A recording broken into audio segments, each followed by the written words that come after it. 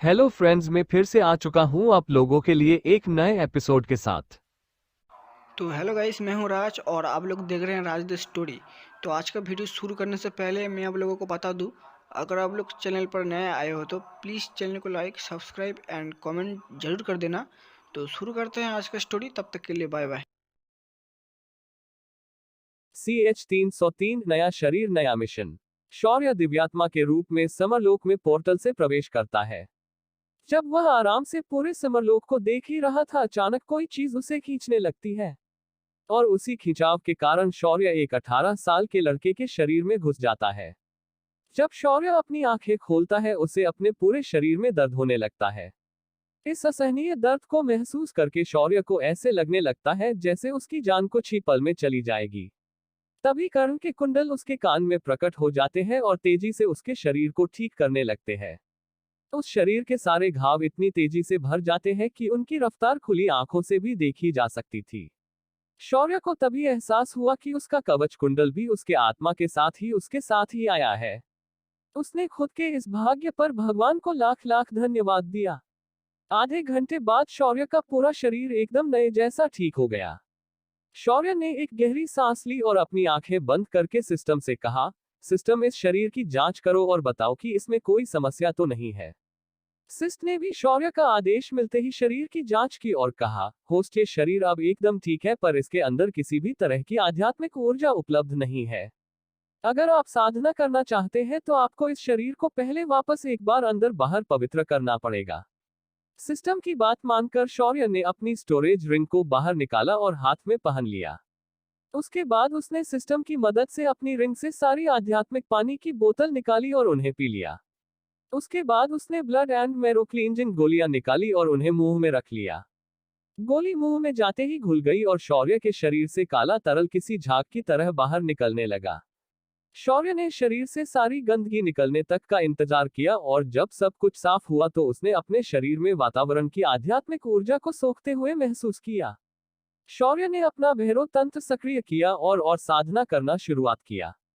शौर्य ने आते ही तुरंत साधना की शुरुआत की, क्योंकि वो किसी भी हालत में एक कमजोर बनकर बाहर नहीं जाना चाहता था। शौर्य जिस जगह पर था वहां आध्यात्मिक ऊर्जा बाकी जगहों की तुलना में ज्यादा सघन थी। उसके अपने डायमेंशन के साधना चैम्बर से ज्यादा तो शौर्य ने वहीं बैठे बैठे साधना शुरू कर दी। शौर्य, जिसने पहले ही सम्राट स्तर तक साधना को प्राप्त किया था, उसके लिए ये साधना करना बेहद आसान था। उसने तीव्र गति से अपनी कुंडलिनी को जागृत किया और एक के बाद एक 7 चक्रों को जागृत कर दिया। उसके बाद उसने सहस्रार चक्र को पार कर लिया और अपने शरीर के सभी सूक्ष्म चक्रों को भी सक्रिय करना शुरू कर दिया। उसने अपने 7 चक्रों के संलग्न सभी सूक्ष्म चक्रों को भी सक्रिय कर दिया था। उसके शरीर के ये सूक्ष्म चक्र ही उसे समान साधना स्तर के साधक से उसे अधिक ताकतवर बनाते थे। जब शौर्य ने अपनी साधना के इस पड़ाव को पार किया तो उसने अपनी आध्यात्मिक ऊर्जा और कुंडलिनी ऊर्जा को एकत्रित करना शुरू किया और कुछ ही पल में उसने हिरण्यगर्भ निर्माण कर लिया। इसके साथ ही वह संत स्तर का योद्धा बन चुका था। शौर्य ने उसके बाद अपनी रिंग से कॉस्मिक लिक्विड को बाहर निकाला और उसकी पूरे एक बोतल को पी लिया। बोतल से कॉस्मिक लिक्विड पीते ही उसके शरीर में एक भयानक दर्द उठा। ये दर्द इतना भयानक था कि शौर्य अपने दोनों हाथ जमीन पर टिका दिए और किसी मेढक की तरह आगे झुककर जमीन पर बैठ गया। उसके शरीर की सारी अस्थियों को तोड़कर कॉस्मिक लिक्विड ने वापस बनाना शुरू कर दिया था। उसके बाद कॉस्मिक लिक्विड रक्त नलिकाओं से बहना शुरू हो गया और हृदय के जरिए पूरे शरीर में फैल गया। शौर्य के शरीर के सभी अंतर्गत अंगों को इस लिक्विड ने धीरे धीरे वज्र के समान मजबूत कर दिया था। आखिर में कॉस्मिक लिक्विड उसकी त्वचा में प्रवेश करके उसने शौर्य की त्वचा को भी तुरंत नष्ट करके उसे वापस बनाना शुरू कर दिया। शौर्य के शरीर पर जब नई त्वचा उभर आए तो वो हैरान हो गया। ये त्वचा काफी मुलायम और नई थी। शौर्य ने उसके बाद अपने चेतना आयाम में झांक कर देखा तो वहां तवत्सर के खून की बूंद तैर रही थी। शौर्य ने जैसे ही अपना मूल शरीर छोड़ दिया था, इस रक्त की बूंद ने भी उसका शरीर छोड़ दिया था। शौर्य ने उसे अपने चेतना आयाम से बाहर लाया और एक ही झटके में निगल लिया। उसने फिर एक बार खुद को असहनीय दर्द के लिए तैयार कर लिया था। कुछ ही देर में शौर्य के शरीर में एक असहनीय दर्द वापस शुरू हो गया। शौर्य ने अपने दांत भींच लिए और उस दर्द को सहन किया।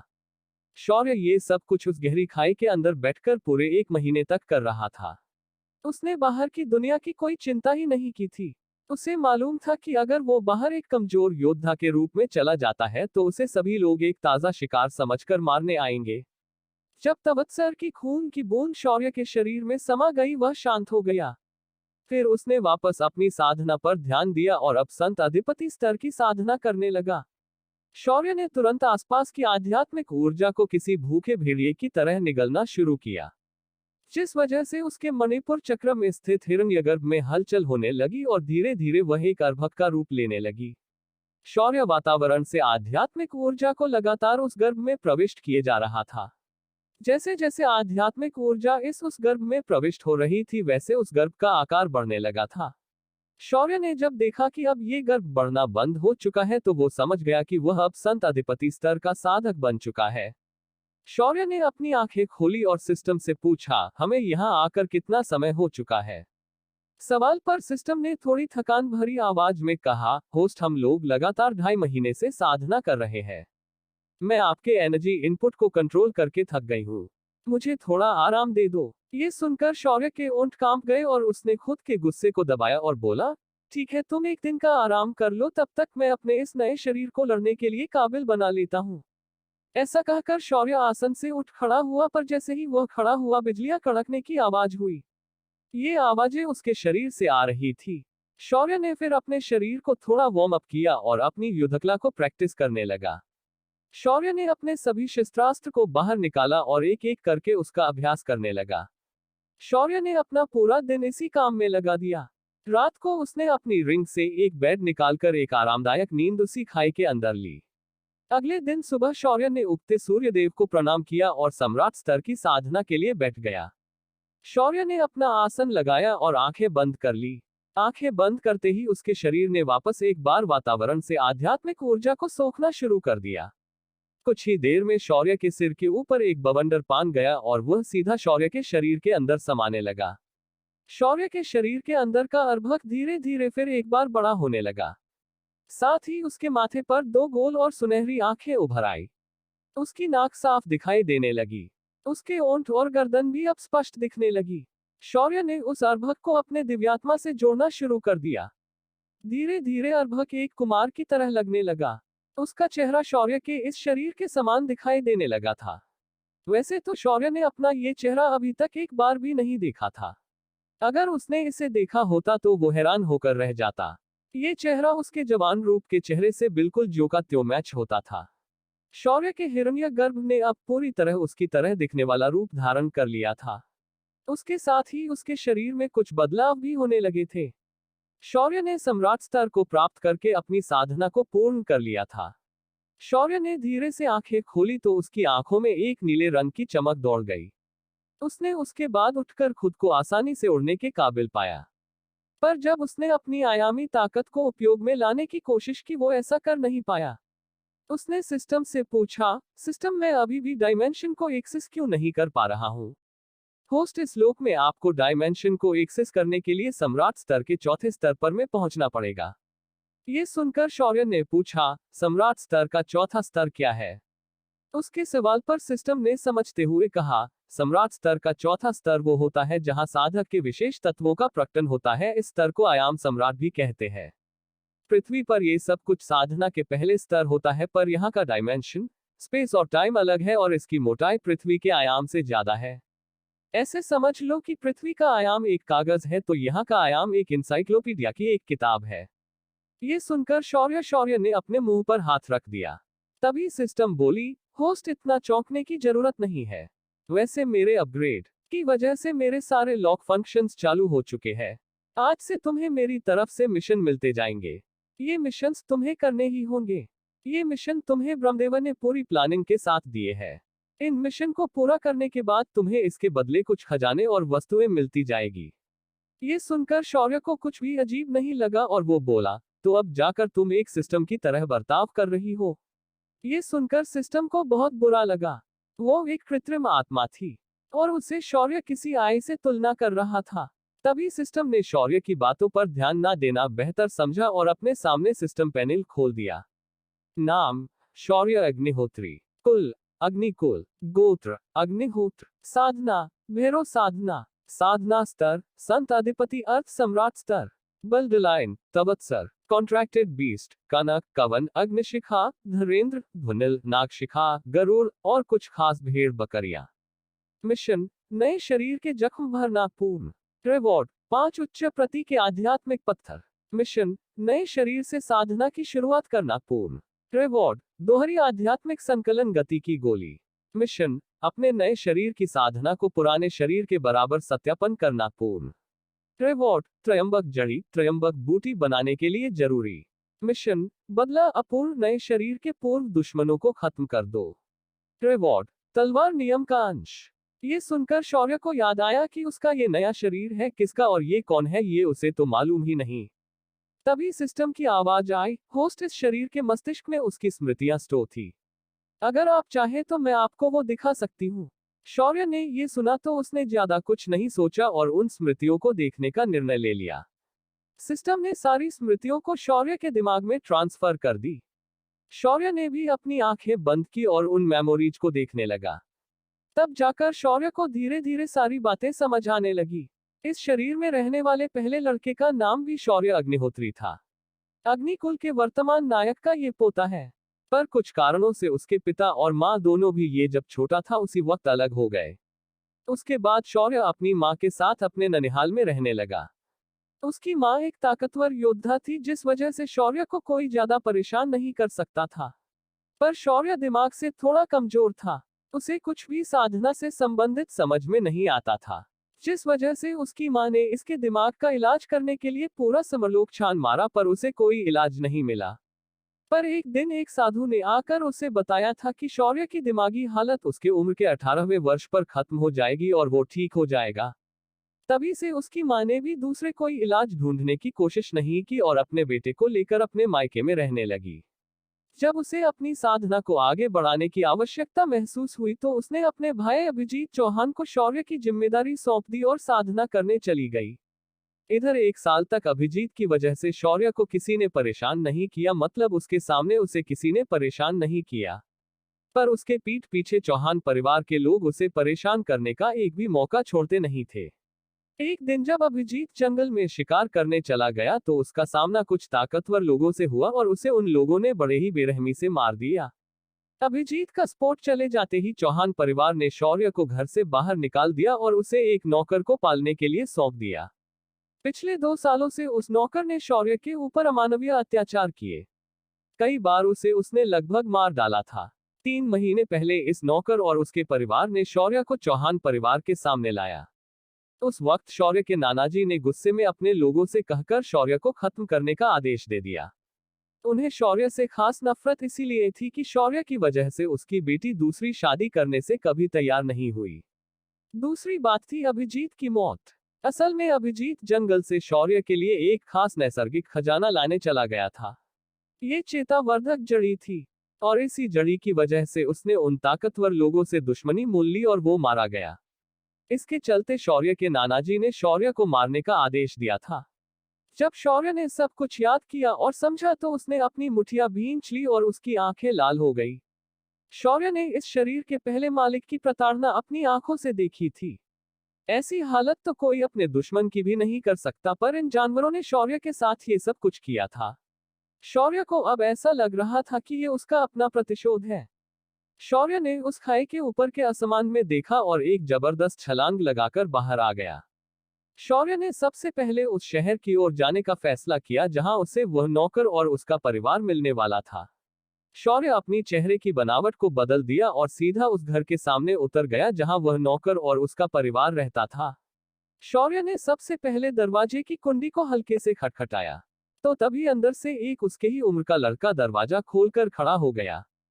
जब शौर्य की नजर उस लड़के पर पड़ी उसके चेहरे पर वही पुरानी कातिलाना मुस्कुराहट आ गई। कौन है ये लड़का जिसने दरवाजा खोला था? क्या शौर्य इन्हें खत्म कर पाएगा? क्या शौर्य का सामना उससे ज्यादा ताकतवर योद्धाओं से होने वाला है? CH 304 बदले का जुनून। शौर्य ने सिस्टम से बदले का मिशन मिलते ही उस खाई से बाहर आकर सबसे पहले वहीं से कुछ दूरी पर स्थित उस नौकर के घर को ढूंढ निकाला। इस वक्त शौर्य बदले की आग में धधक रहा था। जब उसने उस नौकर के घर के दरवाजे पर दस्तक दी तो एक जवान लड़के ने दरवाजा खोला। उस लड़के को अपने सामने देखकर शौर्य के चेहरे पर एक तिरछी मुस्कान आई। पर शौर्य को अपने सामने ऐसे खड़े देखकर उस लड़के के चेहरे का पहले तो रंग उड़ गया था, पर अगले ही पल उसने हीन भावना से कहा, तो तुम अभी भी मरे नहीं? घर का भूला वापस आ ही गया। कोई बात नहीं, आज हम तुम्हें अपने हाथों से ऊपर भेज देते हैं। पर अगले ही पल उस लड़के की आवाज उसके गले में अटक गई और उसे शौर्य दो टुकड़ों में अलग होते हुए दिखाई देने लगा। वो लड़का दो टुकड़ों में बट चुका था और चंद्रहास खून से लाल हो चुकी थी। शौर्य ने उस लड़के के लाश के टुकड़ों को बगल में धकेलते हुए घर के अंदर एंट्री मारी। तभी अंदर से एक औरत की आवाज आई, अरे अब कौन आया है दरवाजे पर? अगर कोई भिखारी आया हो तो कल की बची हुई रोटियां उसे देकर भगा दो। तभी दरवाजे पर खड़ा शौर्य ठिठक गया। ये औरत वही औरत थी जिसने पुराने शौर्य को हर दिन बासी खाना दिया और जो मिले उस चीज से हर दिन पीटा था। ऊपर से घर के सभी काम पुराने शौर्य से हर दिन करवाती थी। शौर्य की आंखें लाल हो गई थी। उसने अपने हाथ की चंद्रहास पर लगे खून को झटक दिया और एक ठंडी आवाज में बोला, चाची पहचाना मुझे, मैं वापस आ गया हूँ। शौर्य की आवाज बाहर से सुनकर वह औरत ऐसे दौड़कर बाहर आई जैसे उसने कुछ गलत सुना हो। पर जैसे ही उसने शौर्य को अपने सामने देखा, उस औरत ने बगल में रखी फूलदानी उठाई और शौर्य को फेंककर मार दी। पर शौर्य ने उससे बचकर बगल हो गया। शौर्य के बगल हटते ही उसके पीछे पड़ी लाश उस औरत को दिखाई दी, जिसे देखकर वो औरत मानो पागल हो गई हो। उसने अपने हाथों में दो आग के गोले प्रकट किए और शौर्य पर फेंककर मार दिए। शौर्य को थोड़ी हैरानी हो गई और बाद में उसे याद आया कि वो इस वक्त समरलोक में है। शौर्य ने अपना पैर जमीन पर पटक दिया और मिट्टी की एक दीवार उसके सामने प्रकट हो गई। शौर्य ने बिना देर किए अपने हाथों से दो अदृश्य हवा के ब्लेड उस औरत पर मार दिए और उन ब्लेड्स को अपनी ओर आते देखकर वो औरत अपनी जगह पर जम गई। उसे यकीन नहीं हो रहा था कि शौर्य ने उसकी शक्तियां जागृत कर दी थी। पर वो अपने शौक से बाहर आने से पहले ही शौर्य ने फनकी हुई अदृश्य हवाई ब्लेड्स उसकी गर्दन को धड़ से अलग करके चली गई थी। शौर्य ने उसके बाद आकर उसके कटे हुए सिर को गुस्से से देखकर अपने पैरों तले रौंद दिया। उसके बाद उसने घर के पिछले हिस्से की ओर अपने कदम बढ़ा दिए। जब वह घर के पिछले हिस्से में पहुंच तो घर के पीछे बने खेत में एक आदमी जमीन पर बैठकर धरा तत्व का उपयोग करके जमीन को नरम कर रहा था। जैसे ही उस आदमी को अपने पीछे किसी के आने की आहट महसूस हुई तो वो तुरंत उठकर पीछे की ओर देखने लगा। उसके पीछे शौर्य हाथों में तलवार लिए उसे मुस्कुराते हुए देख रहा था। शौर्य की मुस्कान और उसकी गहरी आंखों को देखकर उस आदमी का गला तुरंत सूख गया। शौर्य ने उसे देखकर कहा, कैसे हो सुखी? यार, पिछले 3 महीनों से तुम्हारी बड़ी याद आई। मैं तुम्हारी रोज की मार को बहुत याद कर रहा था। चलो, आज के बाद तुम कभी मुझे मारने के काबिल ही नहीं रहोगे। ऐसा कहते हुए शौर्य अपने कदम सुखी की ओर बढ़ा रहा था तो वही सुखी एक एक कदम पीछे हट रहा था। इस वक्त सुखी शौर्य से सिर्फ डर लग रहा था। शौर्य ने वैसे तो अभी अपनी आभा को प्रकट भी नहीं किया था, पर सुखी का ये हाल हुआ पड़ा था। शौर्य ने धीरे धीरे अपनी साधना को दिखाना शुरू कर दिया और जब सुखी को महसूस हुआ कि शौर्य सम्राट स्तर का साधक है, उसकी आंखें बड़ी हो गई। उसकी जुबान लड़खड़ाने लगी, क्योंकि सुखी जिस क्षेत्र में रहता था वहां के आम इंसान को सम्राट स्तर प्राप्त करना यानी लगभग देवता बन जाना माना जाता था। और उसके सामने खड़ा लड़का जिसकी उम्र सिर्फ 18 साल थी, वो सम्राट स्तर का साधक बन चुका था। सुखी तुरंत घुटनों पर बैठ गया और गिड़गिड़ाने लगा, छोटे मालिक, मुझे माफ कर दीजिए, मैंने आपको इतनी तकलीफ जानबूझकर नहीं दी। मुझे ये सब करने के लिए चौहान परिवार के लोगों ने मजबूर कर दिया था। मैं आपसे माफी मांगता हूँ। छोटे मालिक, मुझे माफ कर दो। पर दूसरी ओर उसके सामने खड़ा शौर्य उसकी बातों पर बिल्कुल भी ध्यान देना नहीं चाहता था। शौर्य ने ना ही पृथ्वी पर रहते हुए किसी को माफ किया था और ना ही इस आयाम में किसी को माफ करने की उसकी इच्छा थी। शौर्य ने एकदम निर्दयता से सुखी के गर्दन पर अपनी तलवार रखी और बोला, कर्म सुखी, ये तुम्हारे कर्मों की सजा है। मुझे तुम्हें मारते वक्त बिल्कुल भी कोई दया नहीं आ रही है। जो हरकतें तुमने मेरे कमजोर होते हुए मेरे साथ की, वो तो कोई किसी जानवर के साथ भी नहीं करता। तुम लोगों ने मुझे कई बार जानवरों का मल तक खाने के लिए मजबूर किया, मुझे मारा, प्रताड़ित किया। तुम्हारे उस बेटे ने मेरे शरीर के साथ ऐसी ऐसी हरकतें की जो मैं बता नहीं सकता। अब इतना सब कुछ सहने के बाद आसान मौत की अपेक्षा तो बिल्कुल मत करना। इतना कहकर शौर्य ने अपनी तलवार को उसके गर्दन से हटाकर एक झटके से सुखी का हाथ उसके कंधे से अलग कर दिया। दर्द के मारे सुखी के मुंह से चीख निकल गई, पर शौर्य ने उस पर कोई दया नहीं दिखाए और अगले ही पल उसका दूसरा हाथ भी काट दिया। शौर्य ने उसके बाद वहीं पड़ी जानवरों के मल की खाद को बिना छुए उठाया और सुखी के मुंह में ठूंसना शुरू कर दिया। सुखी छटपटाता रहा, पर शौर्य ने उस पर फिर भी कोई दया नहीं दिखाई और उसका गला बंद होने तक उस खाद को उसके गले में भरते रहा। शौर्य को जब लगा कि सुखी अब सांस नहीं ले पा रहा है तो उसने उसे फर्श पर से टांग पकड़कर घसीटते हुए घर के बाहर की तरफ लाया। सांस लेने के लिए छटपटाता सुखी जब उसने अपने बेटे और पत्नी की कटी हुई लाश को देखा तो उसकी सांस लेकर जिंदा रहने की सारी इच्छा ही मर गई और उसने अपनी आंसू भरी आंखों से उन्हें आखिरी बार देखा और आंखें बंद कर ली। शौर्य ने उन तीनों के लाशों को पकड़ा और घर के बाहर रस्सी से बांधकर लटका दिया। जब उसका गुस्सा शांत हुआ तो शौर्य ने वापस उस पहाड़ी की ओर देखा जहां से वो आया था, फिर शहर के उस हिस्से को देखा जिस हिस्से में चौहान परिवार का घर था। शौर्य ने एक गहरी सांस ली और अपने चेहरे को बदलकर वह चौहान परिवार की तरफ निकल गया। इस वक्त चाहे परिवार के अंदर भी घमासान मचा हुआ था। घर के अंदर एक खूबसूरत औरत गुस्से से लाल होकर सवाल कर रही थी। बाबूजी बताएं, मेरा बेटा कहाँ है? मैंने उसकी आत्मा मुद्रा को टूटते हुए देखा है। बताएं, मेरा बेटा कहाँ है? तभी एक उसके उम्र की एक औरत अंदर से बाहर आ गई और उसने तनतनाते हुए कहा, तुम्हारा वो पागल बेटा गया होगा, कहीं जाकर खुद ढूंढ लो।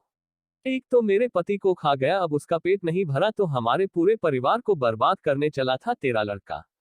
उस औरत की बात सुनकर गुस्से में लाल हुई औरत ने इसका जवाब मांगते हुए कहा, ये क्या बकवास बोल रही हो तुम? मेरा बेटा कुछ करने के काबिल है ही नहीं तो वो इस परिवार को कैसे खतरे में डाल सकता है? तभी वह औरत अपना हाथ हिलाते हुए बोली, तेरे बेटे ने उस हरमन परिवार की बेटी को हमारे घर आने पर झपटकर पकड़ लिया। अब तुम ही बातों, इतने बड़े परिवार की लड़की के इज्जत पर तुम्हारा जवान छोरा हाथ डाल दे तो उसका अंजाम क्या होना चाहिए?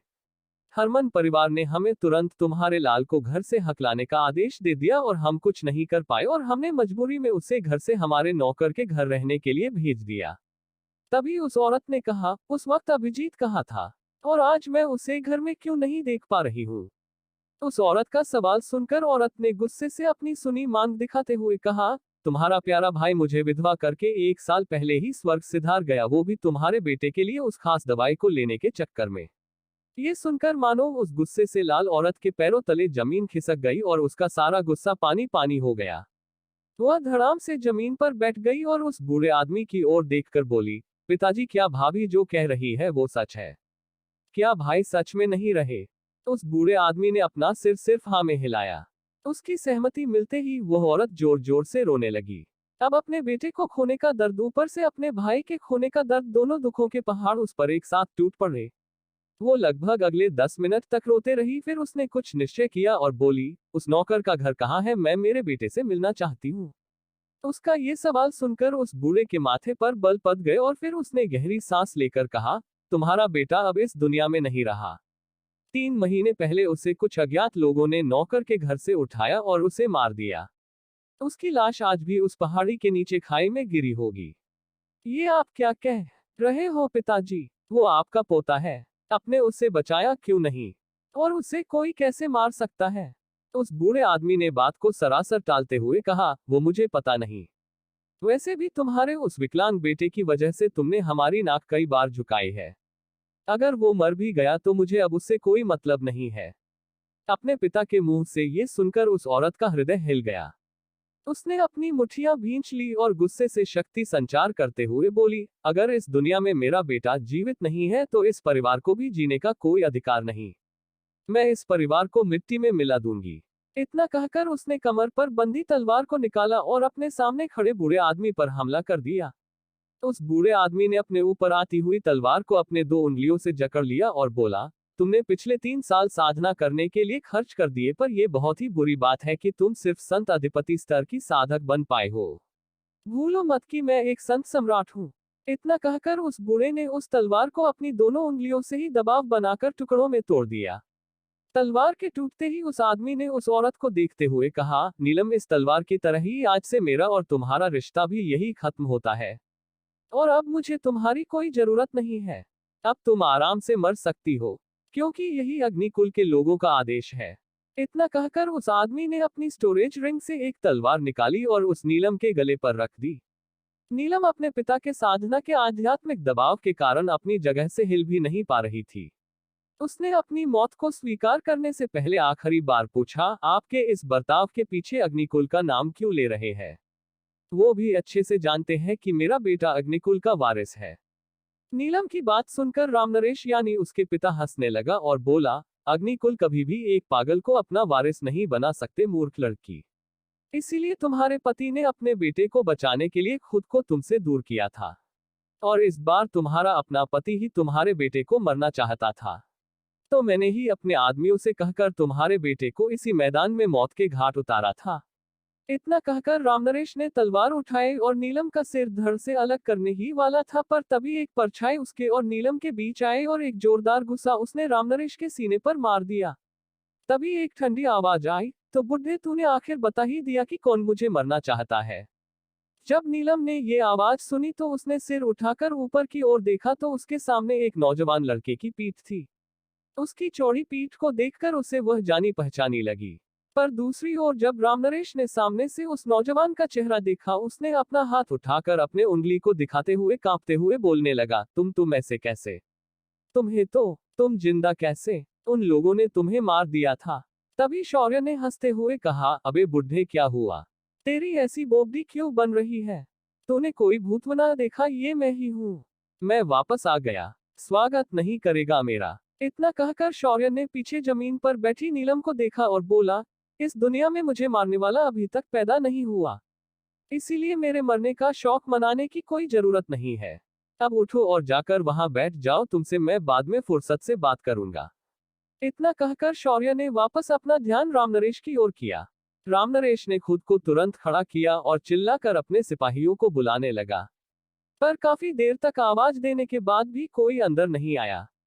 तभी शौर्य जोर जोर से हंसने लगा और बोला, ओ मुझे माफ करना, मैं आपको बताना तो भूल ही गया, आपके सारे सिपाहियों को मैंने यहाँ आते वक्त उन्हें मार डाला है। अब आपके घर में सिर्फ आप ही जीवित व्यक्ति बचे हैं।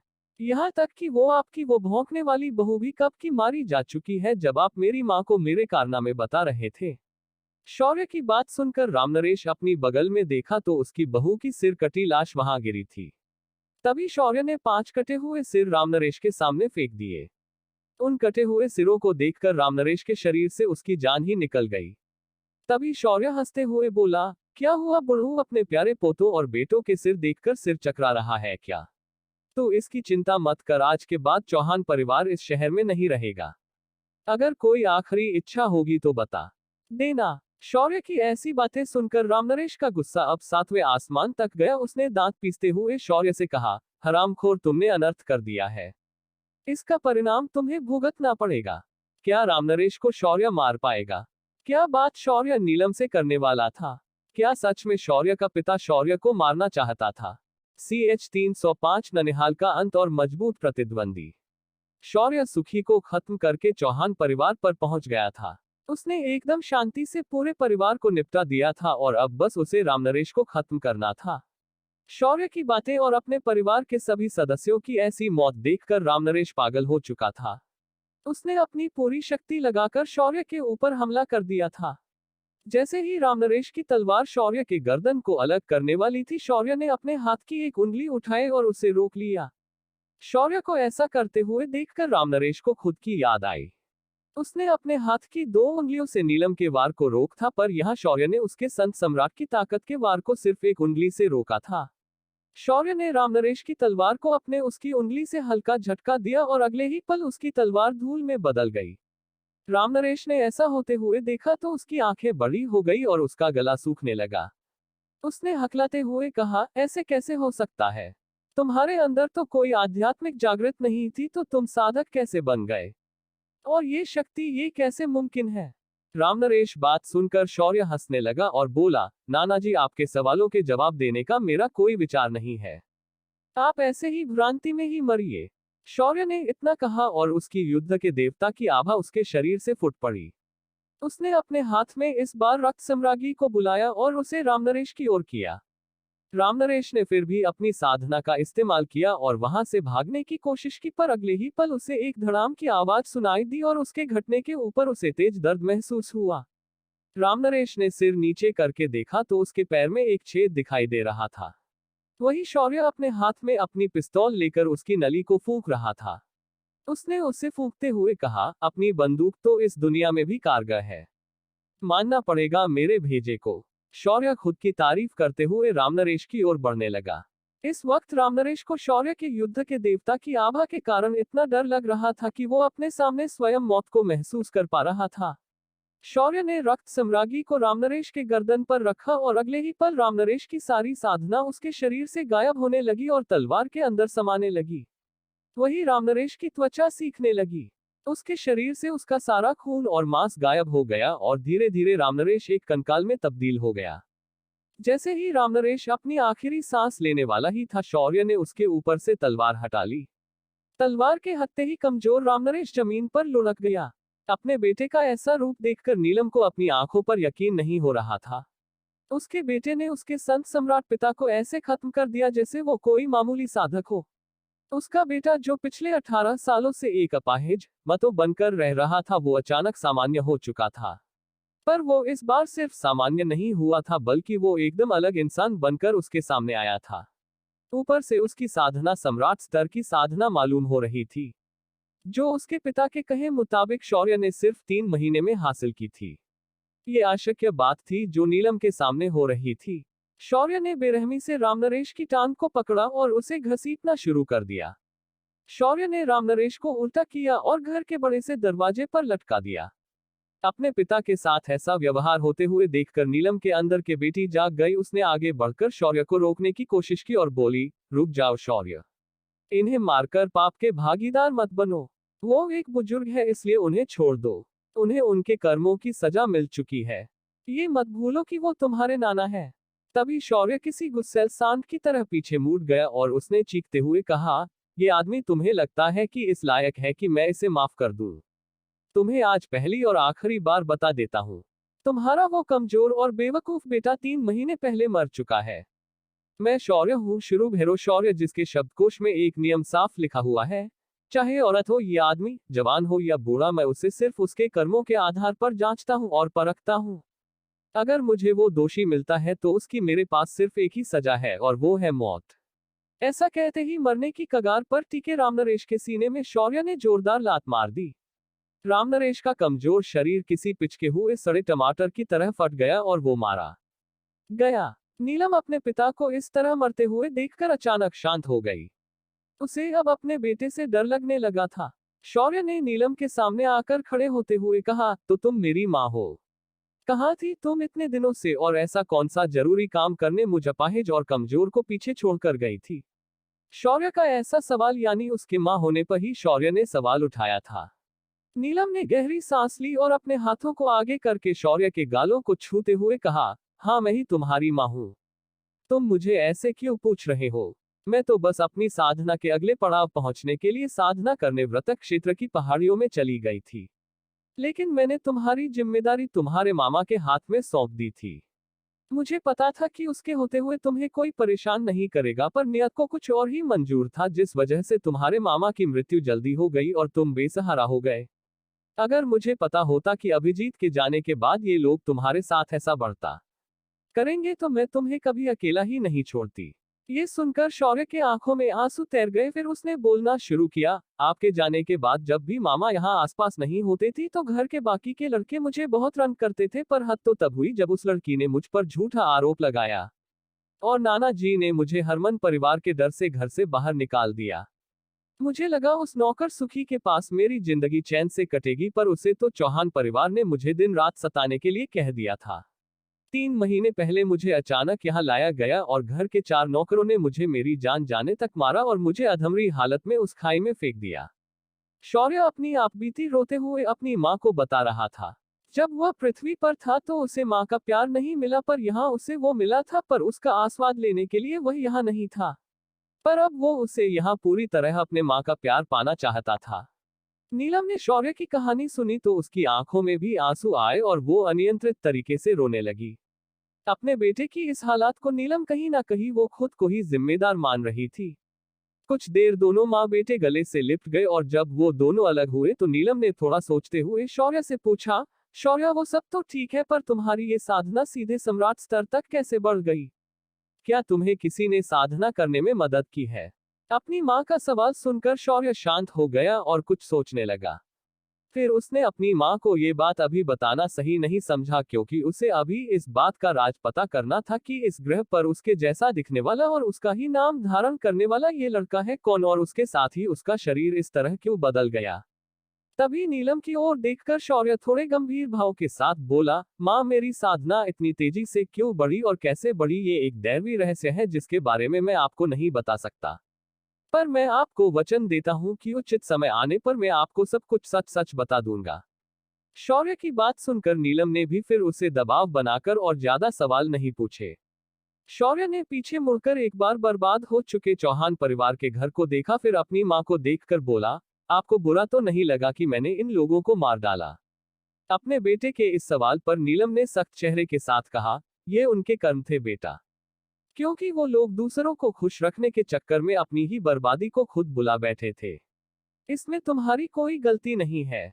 शौर्य ने ये सुना तो उसे भी थोड़ा अच्छा महसूस हुआ।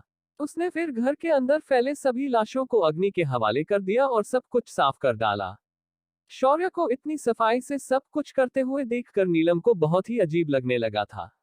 उसे बार बार रह रहकर लगने लगा था कि ये उसका शौर्य है ही नहीं बल्कि कोई और है, पर वो उसे निश्चित रूप से बता नहीं पा रही थी कि क्या अलग है।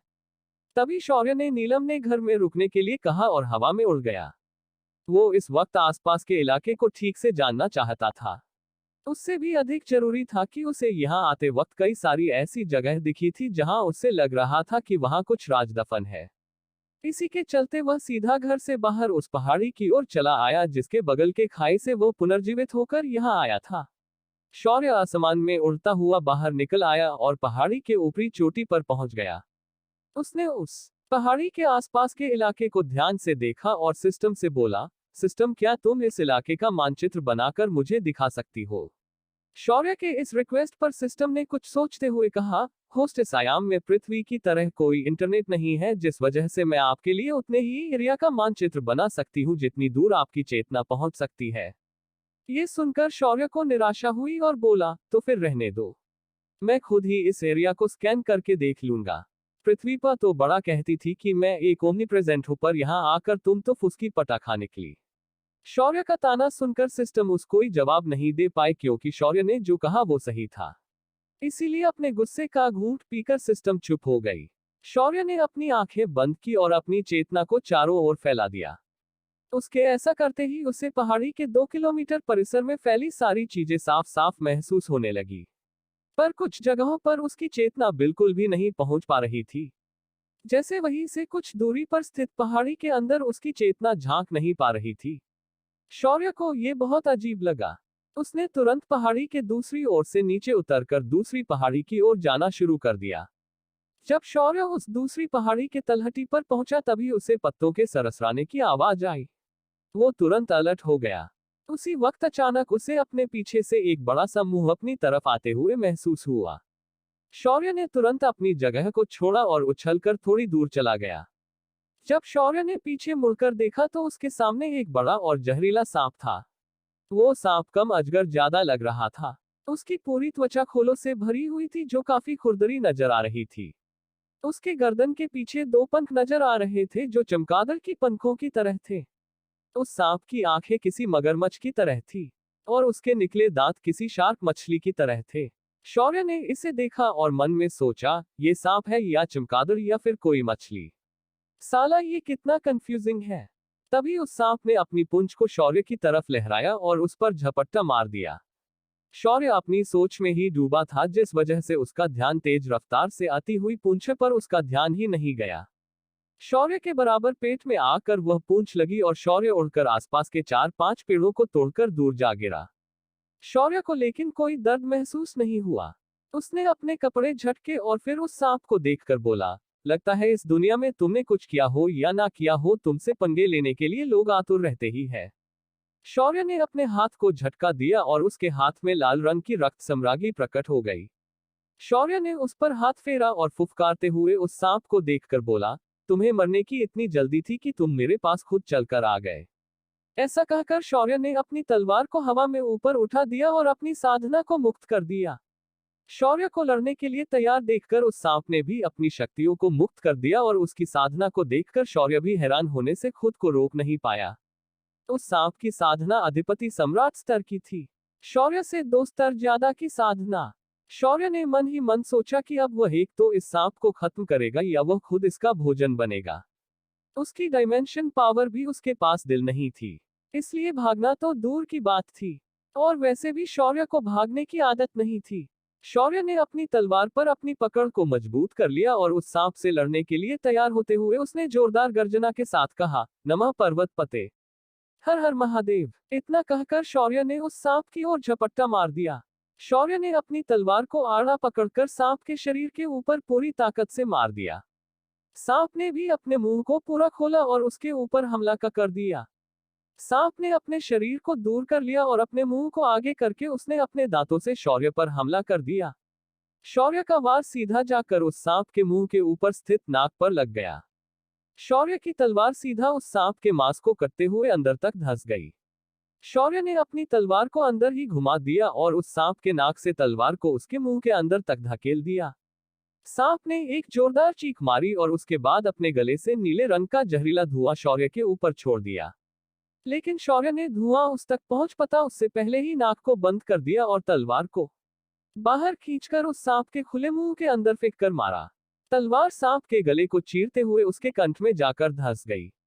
शौर्य ने तुरंत अपनी समाधि अग्नि को प्रकट किया और उस सांप के गले से अंदर छोड़ दिया। अगले ही पल सांप का पूरा पेट शौर्य के संधि अग्नि से भर गया।